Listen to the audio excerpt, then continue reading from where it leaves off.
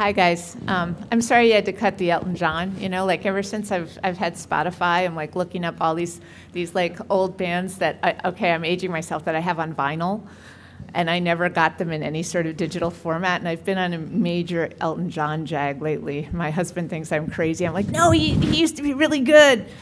Anyway, I know, but you know, I love some of those older, you know, space rocket man thingies. Anyway, okay, so welcome back for our last two sessions.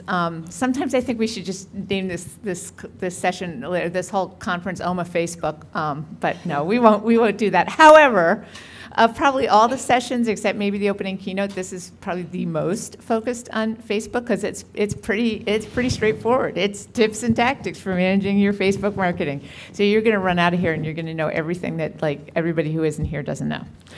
So congratulations to all of you. So our moderator is Anna Banks from Organic, and she's done many shows for us before, and she leads strategy for Organic San Francisco office, and does a couple of cross-network clients across the whole organic ecosphere, and she's also been at McCann World Group, and also drove Microsoft's International Emerging Media Trials program, and she's really savvy in all this stuff, and I'm going to give it over to her now. So good luck, you guys. Reveal Facebook's secret sauce for us, please. Thanks. Good afternoon. Let's try that again. Good afternoon. All right. Thanks, guys. So I wanted to start with a little quip about the power of Facebook and how it was evident at 5:36 this morning.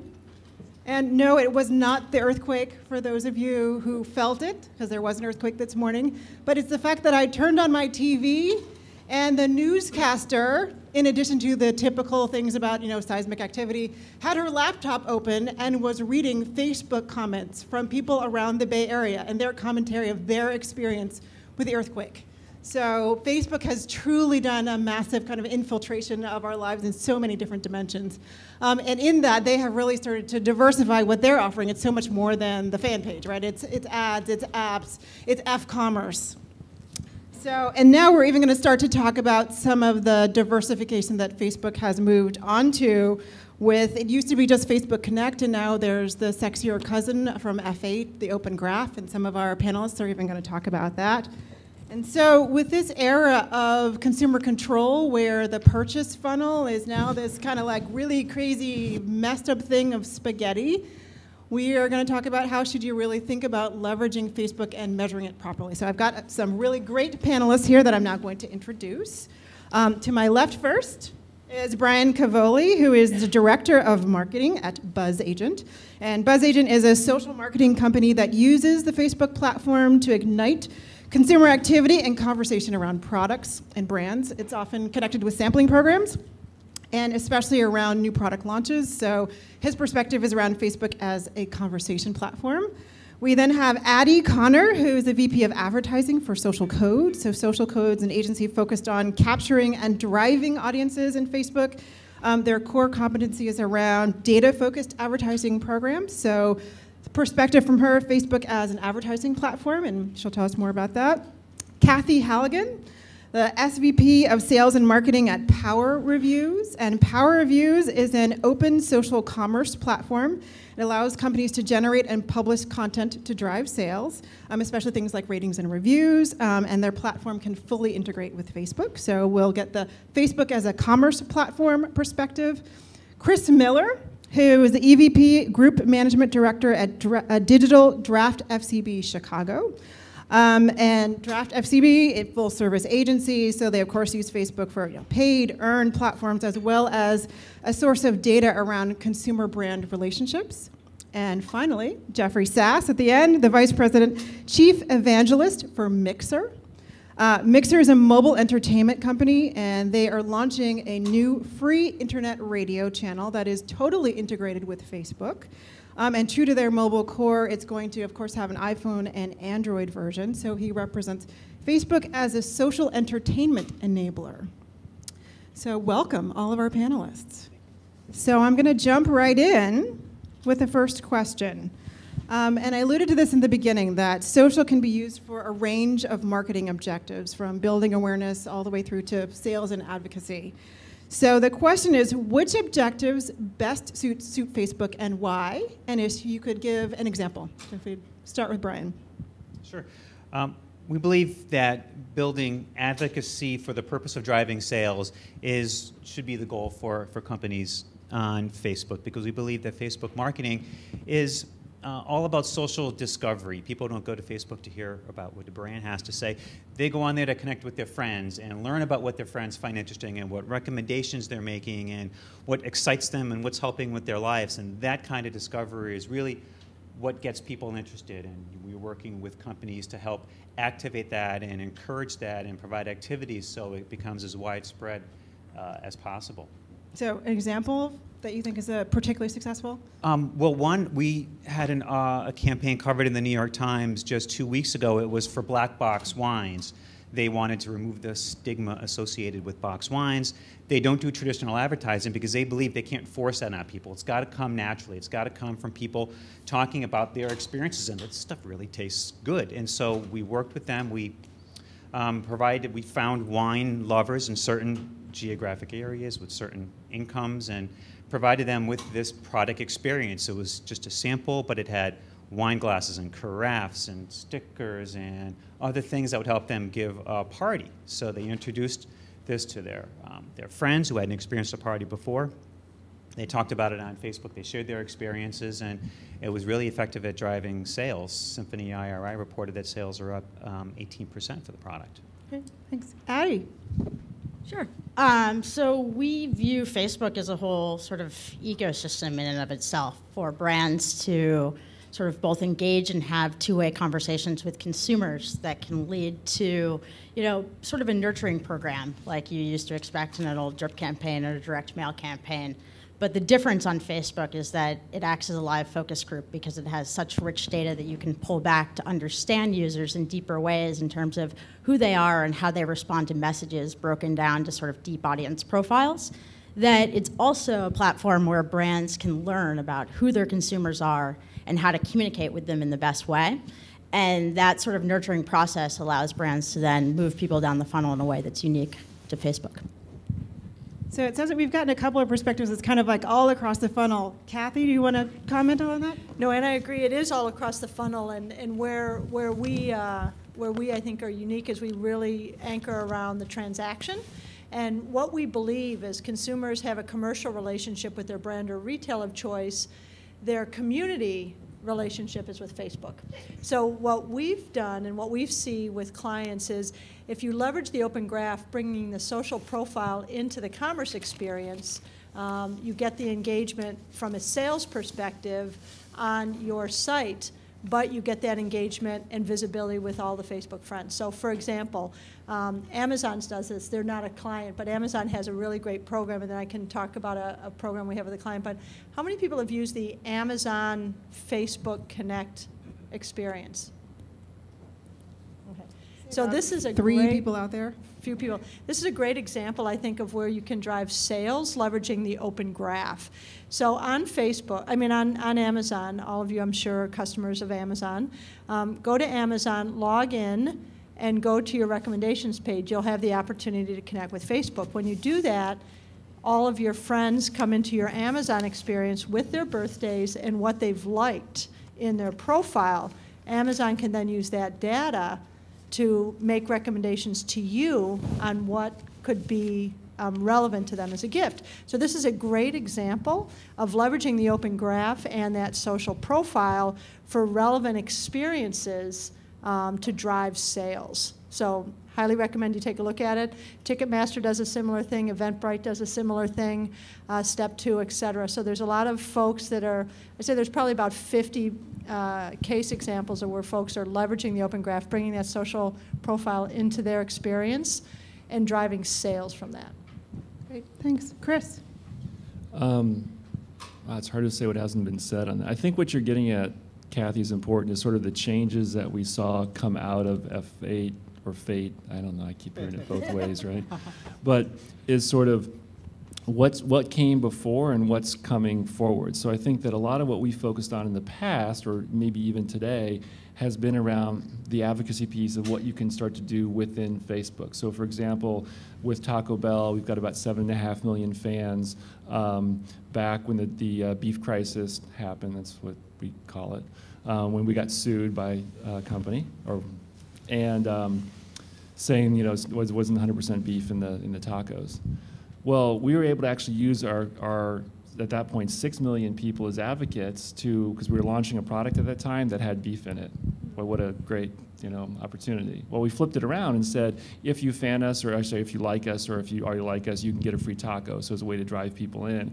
And what we saw was actually we not only increased likes during that time, but we got a lot of positive feedback, which is in the data side of it, of at first blush from looking at the mechanical read, you think there were all these negative comments, but they're actually sarcasm. And there were things like, it's a 99-cent taco. Like I'm not expecting it to be, prime rib. So I think it's both sides of it. And I think for us, what's really exciting is the open graph piece, because then what starts to happen is all the things that you're not doing on Facebook start to connect back into Facebook and vice versa. But most importantly, I think, and we talked about this earlier, is like I can be listening to Spotify, I'm not on Facebook, not doing anything there, my friends are now seeing the music that I'm listening to. Or to your point about the data, what's driven from Amazon. And that to me is the go forward, starts to be really exciting and game changing of Facebook as a platform and what we can do. Jeff. Yeah, I think at Mixer, we look at it as sort of a bi-directional thing, because the obvious thing to do is to leverage Facebook for the virality of it and the sharing and posting things through the open graph out to Facebook. But we're also very interested in pulling your Facebook community into our experience. So with Mixer Social Radio, the streaming music service that was mentioned, we actually require a Facebook login.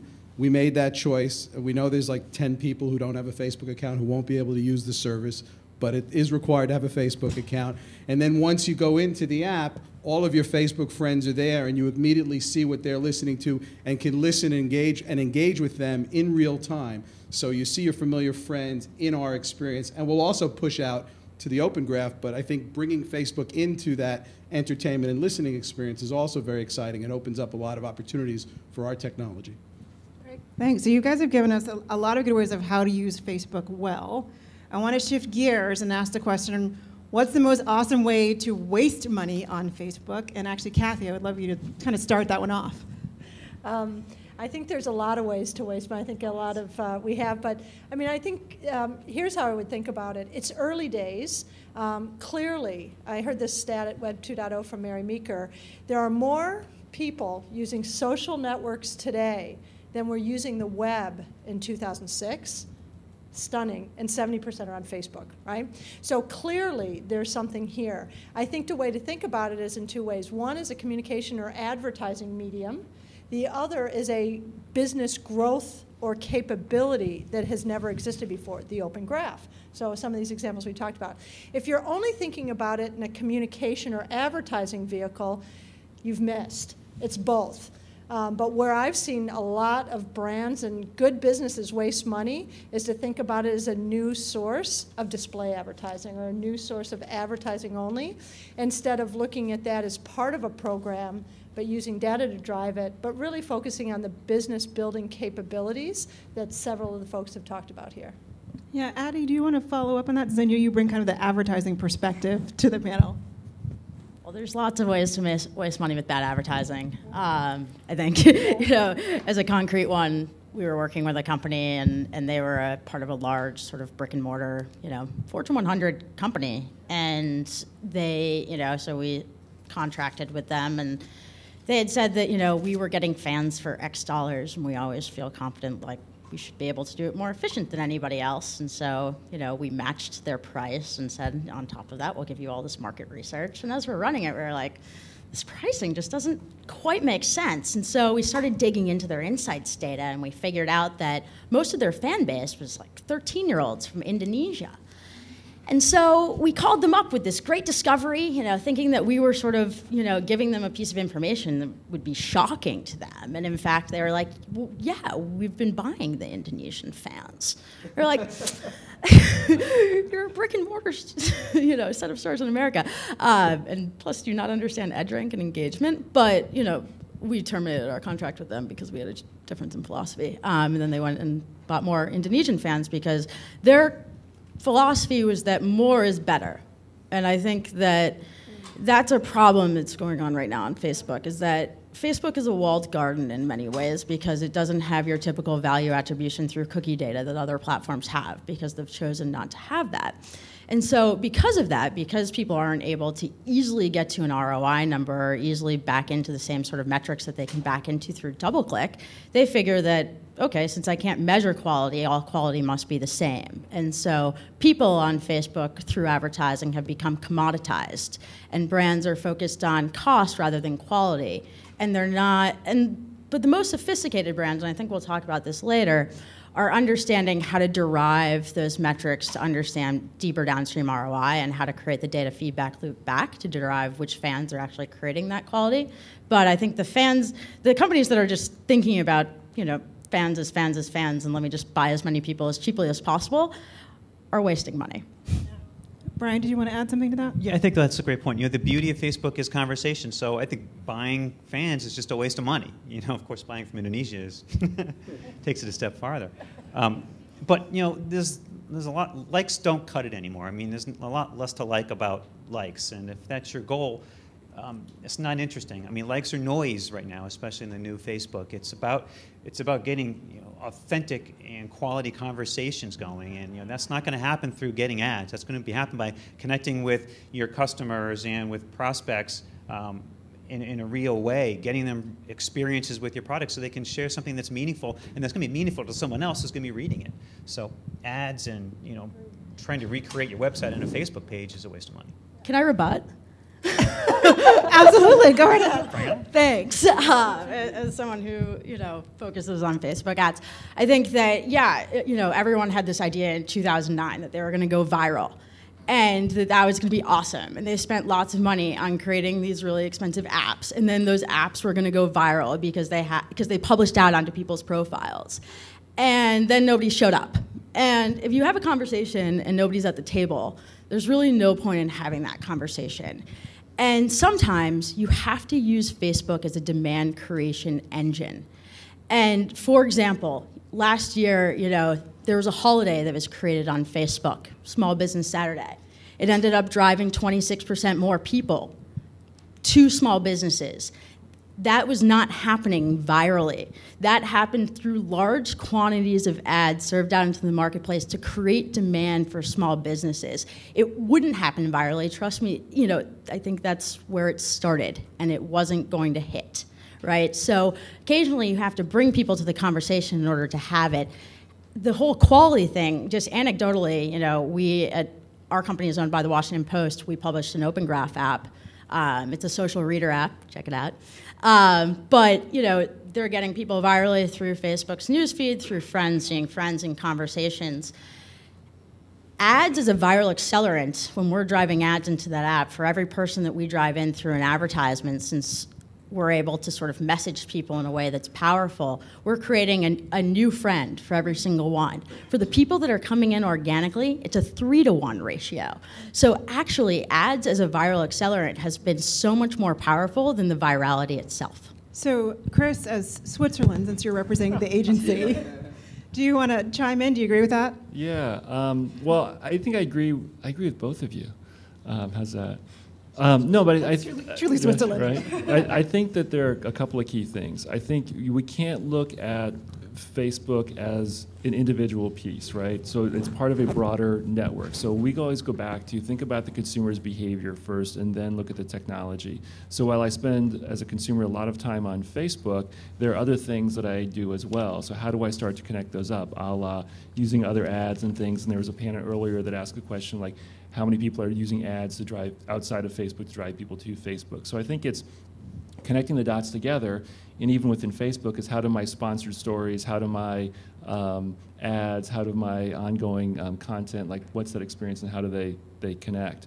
I think that the real quick way to not spend money smartly, maybe not lose money, but not spend in the smartest way, we talked about this earlier, is to look at things as a very project-based experience. So for instance, if I said to you, how are you doing today? And you answered, and then 5 minutes later I said, how are you doing today? We'd have a pretty unmeaningful conversation. But I think you see a lot of brands doing that of I attack something, I've got this project, I've got a thing I want to talk about, or news or something I want to create, and I do that and I get a bunch of likes or I have a bunch of connections with people, and then I didn't do anything for a while. And then I come back and I do it all again. So sustainability, I think, is really key, because that's, again, going back to consumer behavior around that. Jeff, Yeah, and you have to remember it exists in real time, over time. So it's not like a campaign where you come in, you attack, you get your hit and you leave. These are communities, and your customers have their communities, and ultimately your goal is to leverage the communities of your customers to whatever your objective is. And it's important. I think a lot of people waste money because they don't go into it with a specific objective. Your objective may be to sell a product. Your objective may be referral traffic to your website from Facebook.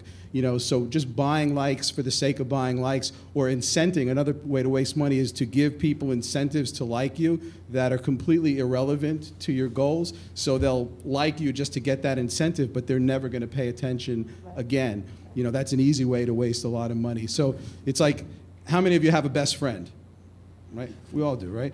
Well, they weren't your best friend the first day you met them. It took time to build up to that level. And it's the same thing, you know, when you're using social, when you're using Facebook to engage with your customers, it's like you can't jump in and be their best friend on day one. You have to establish that relationship over time, which makes it different from a typical ad campaign. Yeah, so we've alluded to this earlier in the conversation around how metrics and measurement have now gone way beyond the like, and that's really not a sophisticated enough metric. Would each of you talk a little bit about how should people be thinking about setting KPIs for their Facebook marketing, and then how do you actually measure the success? And I'll open it up to whoever wants to jump in first.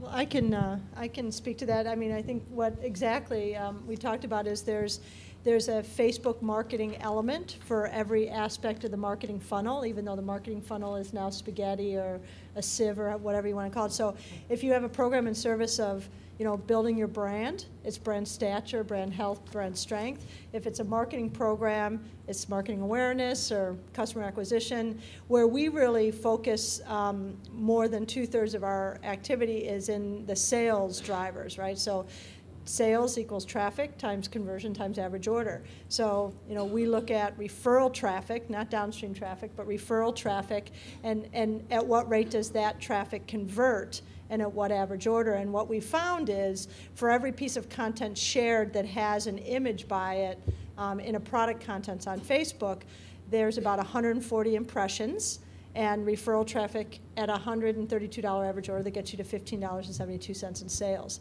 So we measure all this stuff, but you know, we really focus on the referral traffic, and what we found is if there's a thumbnail image and a piece of content that is written by the individual, there's $15.72 in sales. So quick follow-up on that. What's the balance between the use of Facebook tools versus proprietary things that you have to put together in order to enable that?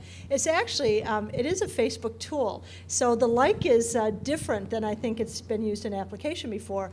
So with EdgeRank and with the new F8 enhancements, you know, consumers are people, let's talk about them as people instead of consumers, but people still rely on their stream more than the ticker, right? It's just a fact. So getting content into the stream is key, and with EdgeRank, the person has to interact with that object in order for that to show up, right?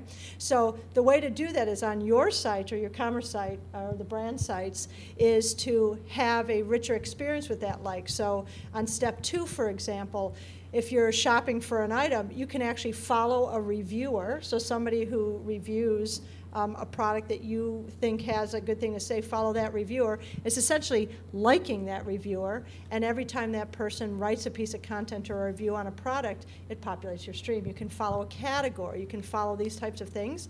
That's the like capability or functionality or feature, but it acts in a very different way than just liking a fan page. And so, you know, that's the framework for the I want or whatever the case might be. But you interact with that, then that content that is generated will populate the stream, and that's where the referral traffic comes back to the commerce site.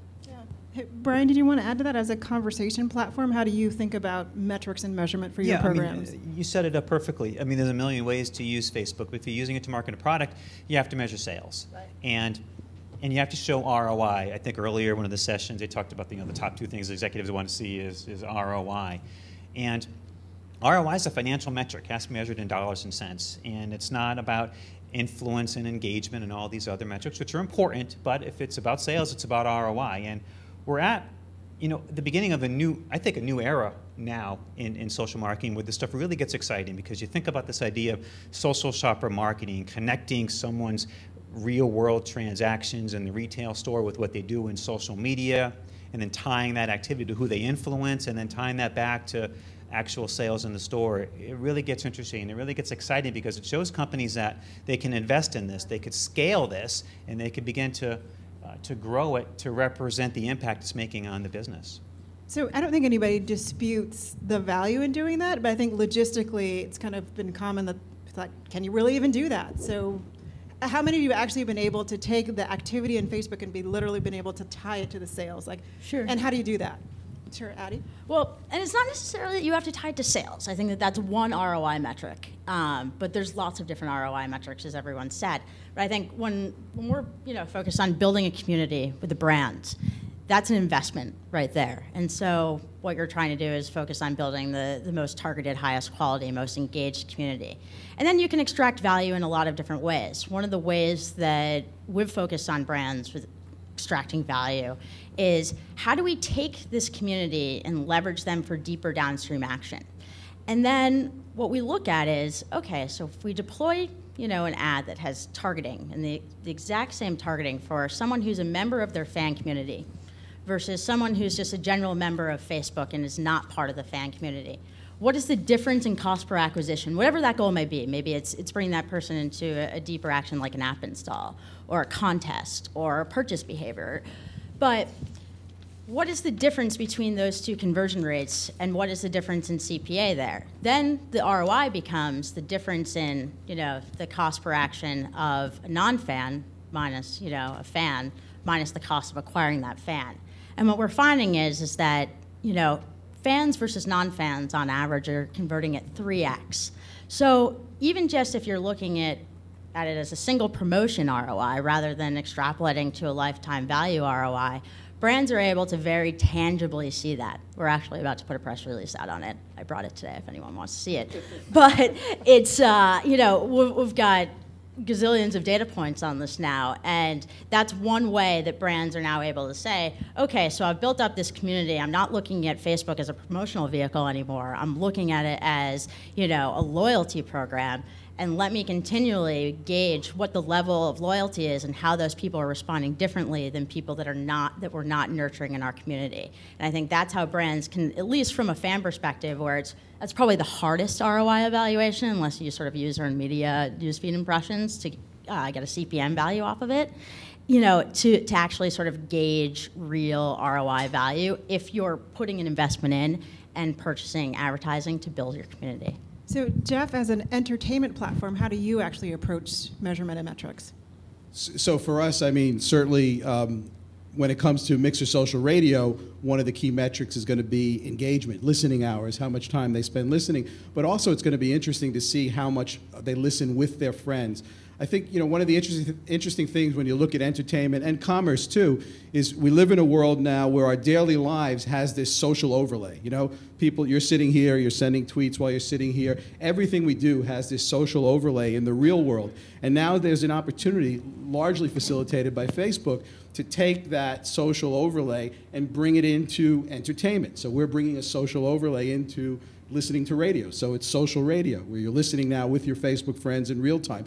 Commerce, there's social commerce. You know, people are bringing that social overlay into the commerce experience. So what's interesting, it's like take what goes on in the real world, which is that we now expect to be connected all the time with our friends, publishing things to them all the time, and then overlay that into your business, whether it's entertainment in our case or commerce in Kathy's case or whatever the case may be.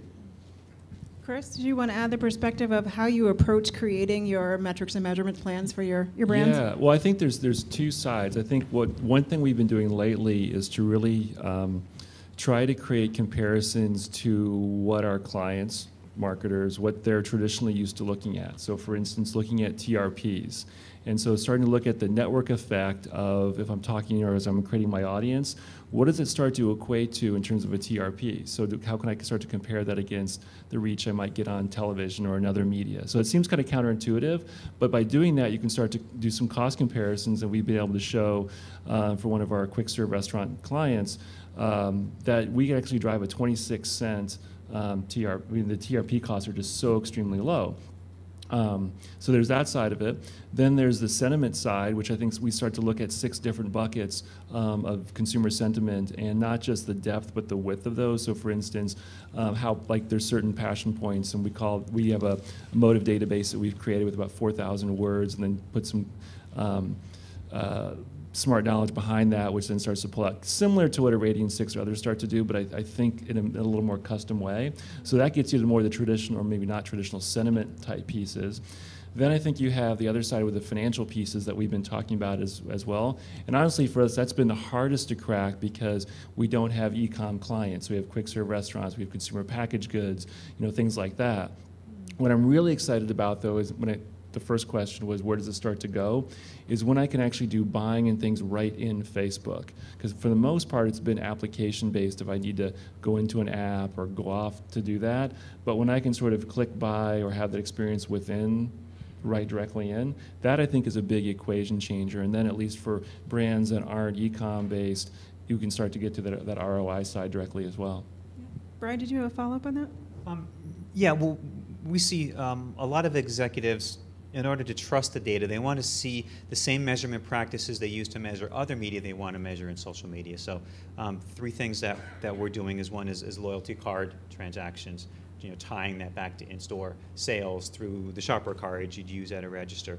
Another is matched market text with companies like Symphony IRI will just isolate 2 geographic markets, run a campaign in one market, not in the other, and they'll compare the sales lift. And we found that even though Facebook is global and without boundaries, we find that most people have 50% of their friends are within the same state as they are. So there is a sufficient concentration of people in the same geographic area for this to be statistically valid. And the third is marketing mix modeling, working with companies like Nielsen, so we can feed this data into the same engine that they're using to churn out the ROI and sales results, to compare this Facebook social media campaign side by side with search and with television and every other metric. And that's the kind of stuff we feel that executives want to see to trust the data. So question for the audience, how many folks have actually downloaded the new Facebook iPad app? I see 3, 4 hands out there. So the question to the panel is actually around leveraging the new forms and formats of Facebook, and how do you approach that, thinking about, and Open Graph has come up a couple of times, so cover that. But then also mobile and the iPad in particular. How do you integrate those into your Facebook marketing plan? Jeff? On the mobile side, I think it's important not to discredit the value of single sign-on. Facebook's single sign-on is really a very effective way, either for a mobile website or even for mobile apps, to make it very easy for people to log in so that you don't have anonymous visitors, so that you have an easy way for them. It's one click typically, because most people are already logged onto Facebook, so it's very effective. So I think you shouldn't overlook that as one of the other tools that works very well. Yeah, I'm going to guess that most people here focus on North America. Is that true? Not true? Yeah. Okay. So what I'm really excited about, especially in the mobile space with Facebook, and we made fun of Indonesia earlier, but For our clients who are in Indonesia, right? Facebook is huge. I mean, mobile, for one, is in emerging markets is giant.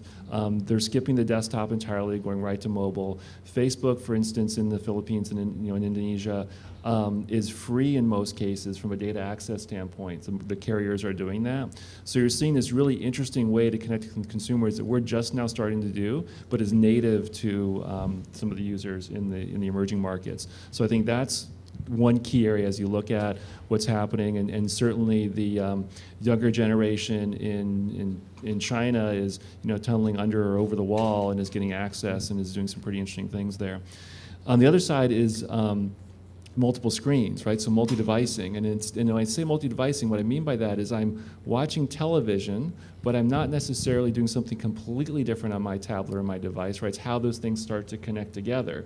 So I think that becomes pretty interesting of how I can start to have what can I have on the big screen to then have the Facebook experience that starts to connect that brand or that experience together on my lean-back tablet device. So that the two sides of the emerging market and then sort of the concurrent screen usage here. Kathy? I'll take a pass on this. That's interesting. In terms of, I shouldn't say I'll take a pass, but we're not as deep in the innovation around that because what we see is just the interaction that drives the most sales happens through the Facebook objects on one's commerce site, right? And so it's dependent on how optimized for mobile that commerce site is. So we haven't gotten as deep in the new Facebook features as it relates to mobile because we're relying on the retailers and the e-com people to do that more than us. So. Yeah. And Addie, I think you mentioned earlier that the advertising is not usually in some of the other form factors, but how does it affect how you think about the programs you put together? Sure. I mean, for us, our goal is to have brands be really successful and have positive programs on Facebook, and I think having really positive programs on Facebook is providing a user experience that has value both to the user and the brand. And so by leveraging multi-platforms, you're creating more experiences that you can have with users. I think from an advertising standpoint, no, the iPad doesn't have ads yet, and neither does mobile. Who knows how Facebook will actually leverage that? Is it going to be in stream, or is it going to be more of a push based on location? I don't know. I mean, everything is getting more and more hyper-targeted.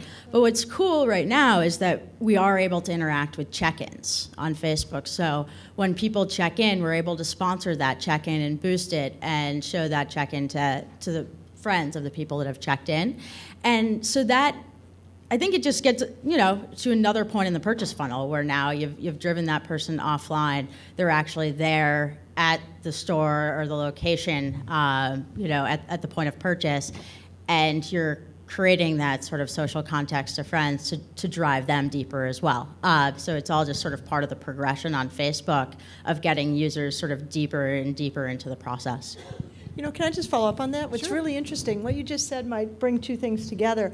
What we're seeing more and more of is people using their mobile devices while standing in the stores. So the data that we have is, from a shopping context, the desktop owns Monday, Tuesday, Wednesday in an online shopping context, right? That's why there's Cyber Monday, right? And Cyber Tuesday and Cyber Wednesday. And typically the store purchase happens mostly on Friday, Saturday, Sunday. That's why there's Black Friday, right?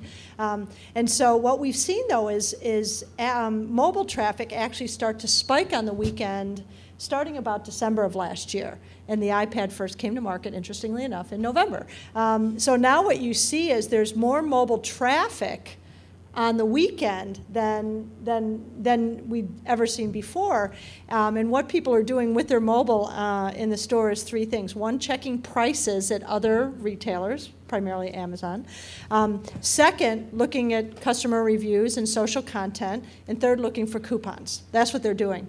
What you just said, Abby, is interesting because they're not browsing Facebook and looking at Facebook for content while they're in the shopping process, but with some of these new things like you talked about, it might bring that shopping experience and Facebook together while standing in the store that might really influence purchasing of products that are sold. So very, very interesting convergence of those two things. Yeah, Brian. Yeah, and that's it. I think advocacy market on Facebook really gets exciting when you think about the potential it has on the mobile device, when people can go wherever they are, tap their social networks in an instant. But even more when it comes to sharing, because they can share their experiences as they happen, as opposed to waiting until they get home to tell their friends about it. It's real, it's authentic, and it's also more visual.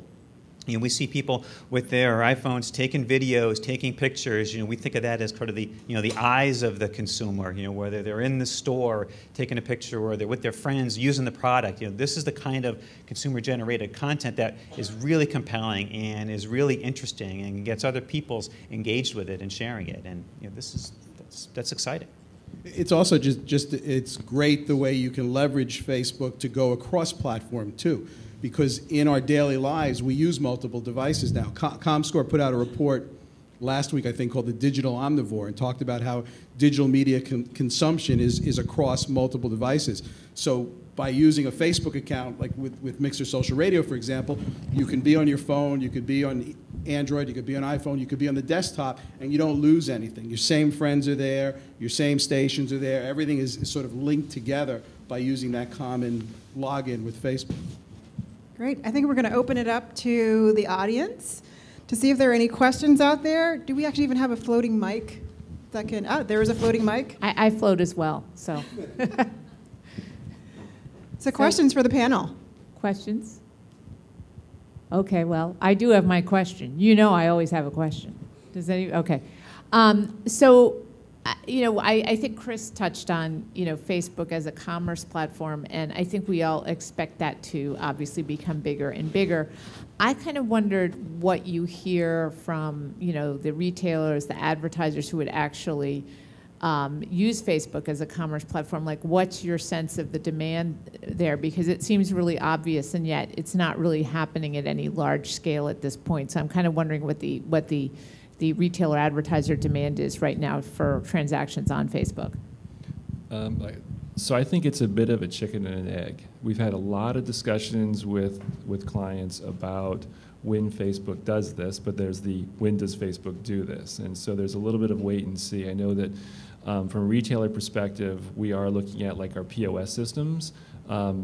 And many are very antiquated. So there's like this thing around NFC right now, and how do we start to support that? And it's great if you're a single shop, but if you have hundreds or thousands of locations, it's much harder. And then which then starts to bring into what you're speaking about. So I think that there is a pretty interesting convergence that marketing and IT are now kind of partnered up together on the client side, that we as agencies are looking at, wow, if we can make this happen, this becomes a really interesting marketing and advertising experience. So it's from the Facebook graph to the in-store purchase, so the brick and mortar side of it. But I think there is a little bit of a, unfortunately, a bit of a wait and see what's going to happen. And if there's anyone from Facebook here, or if you have any influence, we would love to know more about what those plans are, but it's been, even at F8, it was kept a little bit under wraps, or there wasn't some of the announcement we thought we might see. So there's some interesting thoughts behind it. There are actually a couple of proxies. So there have been checkouts on fan pages, right? So JCPenney loaded their whole catalogs here at Trading Post, and saw very, very low adoption. And the metrics that we're talking about is high conversion. Well, when you have two people and one person buys and you get a big conversion rate, it doesn't really tell you a lot. So there actually has been some proxies about checkout on Facebook and selling on Facebook that haven't come through. And there's been other proxies of enabling a transaction on a non-commerce site, so Google Checkout being one that hasn't really broken through. There's a couple of infrastructure things that Facebook has to do before it's even possible, and that is they have to have a product catalog, right? Because if you're going to buy something, that something has to be identified. There has to be a SKU or something like that. But couldn't you, this is our big frustration, is that to buy from Facebook right now requires that I do something else. I can't just buy within, it'd be like going to Amazon and going like, oh wait, don't one click yet, download this app or go to this site or do this thing that's not quite Amazon to buy. I mean, that really increases the friction. And so, and you're right, what you're getting at, but I think that's then is it the API piece that ties into it? Because ultimately what we want is it's transparent. I'm on my Facebook experience, and now I'm just buying within that. I don't have to stop and go through another gate to do that. No, exactly. And the reason you don't have to do it on Facebook is because, on Amazon is because Amazon has a product identifier. There's no product identifier on Facebook. So the thing that's fascinating, and it'll be interesting to see, is Facebook, what I've loved about it is its intent is for its product to be boundaryless, not to bring people to its property and keep it on its property, right? That's what the Open Graph is. Google is about bringing you to their property and keeping you on their property, right? That's what Google Shopping is, and then they'll direct the traffic out.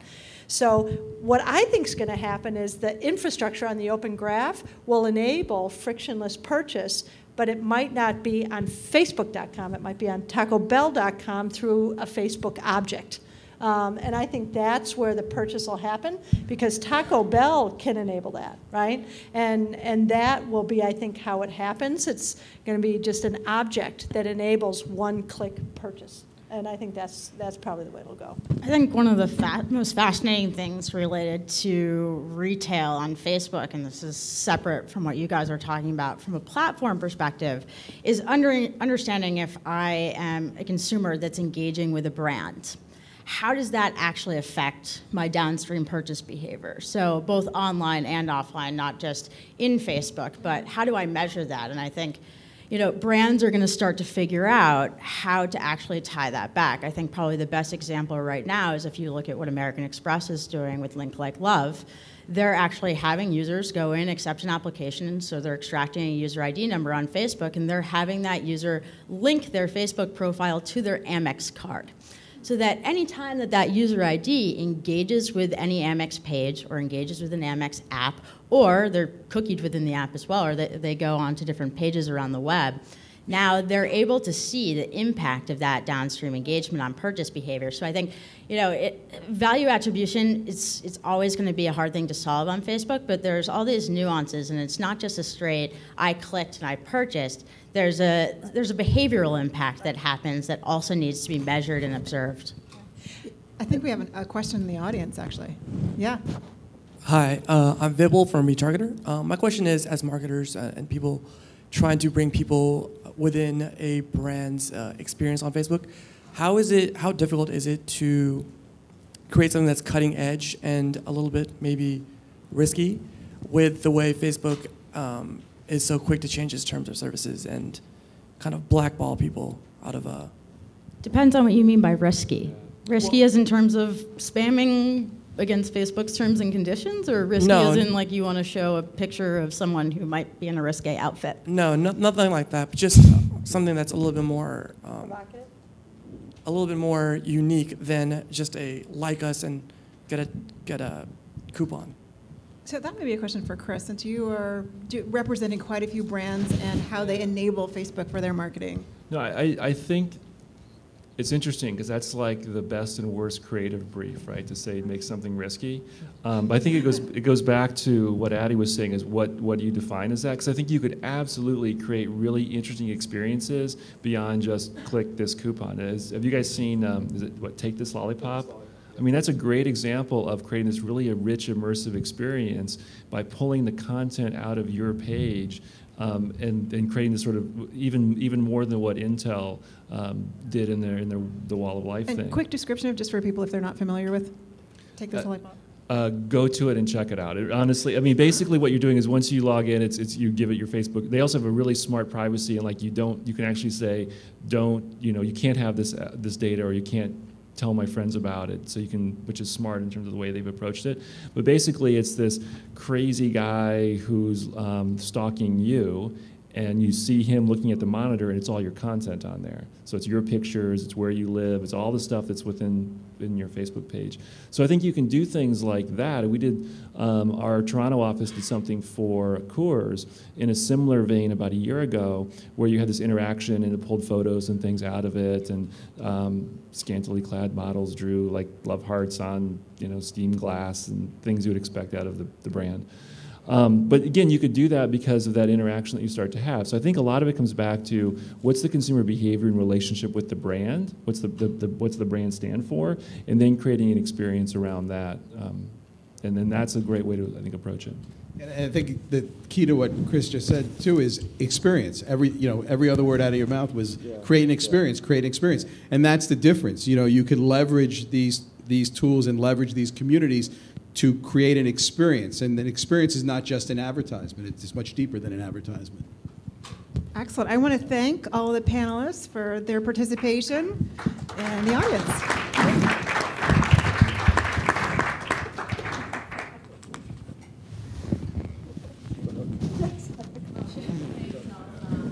Thanks.